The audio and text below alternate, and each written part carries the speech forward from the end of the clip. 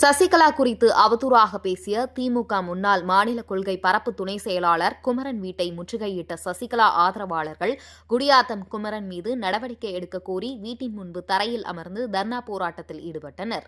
வேலூர் மாவட்டம் குடியாத்தம் பாண்டியன் நகரில் குடியாத்தம் குமரன் என்பவர் வசித்து வருகிறார்.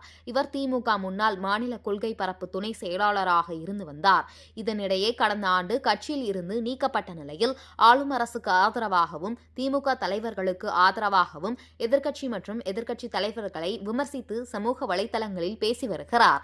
இவரது வீட்டிற்கு 24 மணி நேரமும் துப்பாக்கியுடன் போலீசார் பாதுகாப்பு பணியில் ஈடுபடுத்தப்பட்டுள்ள நிலையில் சசிகலா குறித்து சமூக வலைதளங்களான யூடியூபில் குடியாத்தம் குமரன் அவதூறாக பேசியதாக கூறி செங்கல்பட்டு மாவட்டத்தில் இருந்து சசிகலா ஆதரவாளர்கள் பெண்கள் உட்பட சுமார் 15 பேர் இரவில் குடியாத்தம் குமரன் வீட்டை முற்றுகையிட்டனர். அப்போது குமரன் மீது நடவடிக்கை எடுக்க கோரி பாதுகாப்பு பணியில் ஈடுபட்டிருந்த போலீசாரிடம் சசிகலா ஆதரவாளர்கள் வாக்குவாதத்தில் ஈடுபட்டனர். மேலும் குடியாத்தம் குமரன் மீது நடவடிக்கை எடுத்து கைது செய்ய வேண்டும் என கூறி வீட்டின் முன்பு தரையில் அமர்ந்து தர்ணா போராட்டத்தில் ஈடுபட்டனர். இதனால் அந்த பகுதியில் பரபரப்பான சூழல் காணப்பட்டது.